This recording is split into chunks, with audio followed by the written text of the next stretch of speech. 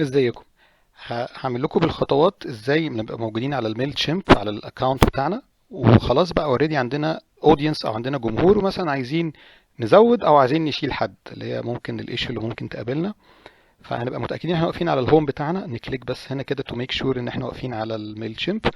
وبعدين في التول بار او يعني في الشريط الادوات اللي على الشمال هنا كده نقعد ندور على اودينس.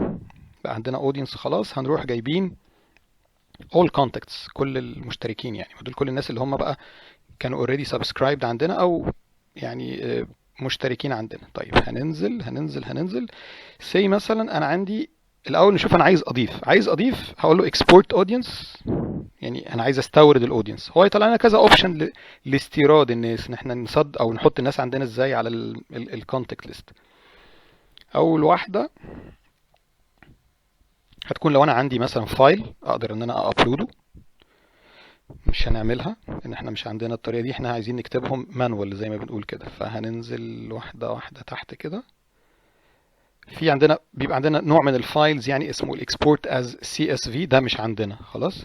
طيب هقول له انا عايز اضيف، هيبقى هقول له add contacts، او ممكن كمان اقول له manage contacts، بس انا هجيبها من add contacts. هفتح دي كده واقول له انا عايز اضيف subscriber. انا import، سوري مش export، انا عايز import، عايز استوردهم مش عايز اصدرهم. فهنزل كده اهو، بيقول لي هنا اد سبسكرايبر، يبقى انا اقدر ادخل اكتب اسمه والايميل بتاعه مانوال بقى خلاص، يعني اللي هو اسم باسم، او يعني سوري اسم وايميل، وممكن هو شركه ايه وكده، يبقى كأن ده سبسكرايبر عندي انا بضيفه، واقعد احط بياناته بقى كلها. لو انا عايز احط البيانات عادي خالص من هنا هيكون سهل. طيب الطريقه الثانيه هقول له import contacts، لا انا عايز استورده. فادي ان انا ممكن اجيبه من سيرفيس تانية لو انا كنت مشترك في خدمه ايميل تانية وعاوز انقل كونتاكتاتي يعني من هناك لهنا. الطريقه التانية ابلود فايل، وممكن يكون تكست مكتوب على ملف وورد يعني لو عندي، بس برضو مش هنعمل دي. هناخد التالتة اللي هي كوبي اند بيست، وهنقول له كونتينيو. المفروض ان انا خلاص هبتدي اكتب هنا مثلا say TAMO مثلا GH كده مثلا، ده ميل اهو هكتبه كده وادوس انتر، هيفتح لي بعد ما ادوس انتر يفتح لي خانه او سبيس فيلد جديد ان انا اكتب ميل تاني وهكذا. وبعد كده اقول له continue to organize. هو طبعا ده الميل التاني بتاعي فانا مش هعمله، هعمل اي ميل كده علشان ايه ما يلخبط لناش الدنيا.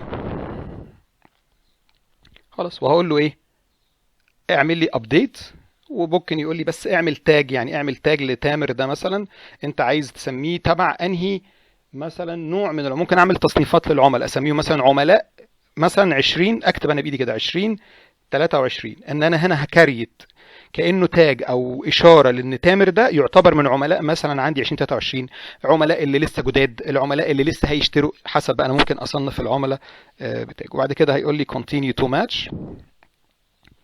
خلاص هقول له finalize الامبورت، انا كده خلصت، وcomplete الامبورت.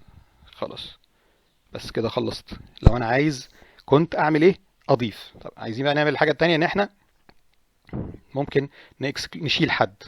هنفتح تاني برضو عندنا الاودينس اهو، ننزل تحت كده ونجيب all contacts،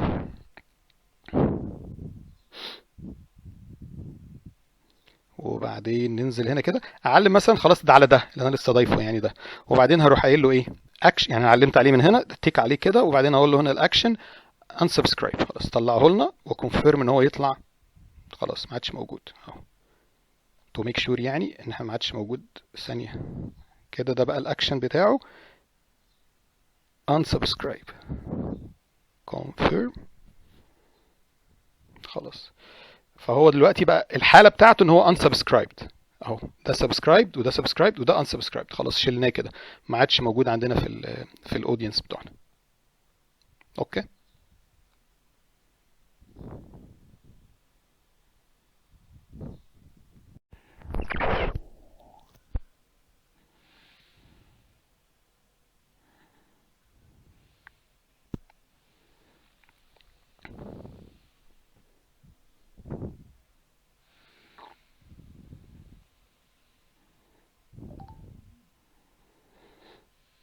سي انا بقف هنا كده اهو اعلم على الكونتاكت او الايميل اللي انا عايز اعمل معاه اكشن، فانا هقول له علم لي على ده ايه الاكشن. انا ممكن اقول له كمان بقى مش بس unsubscribe، اعمل لي archive. خلاص هيشيله، مش هيبقى موجود عندنا. هو كان archived يعني خلاص بقى removed. اوكي كده.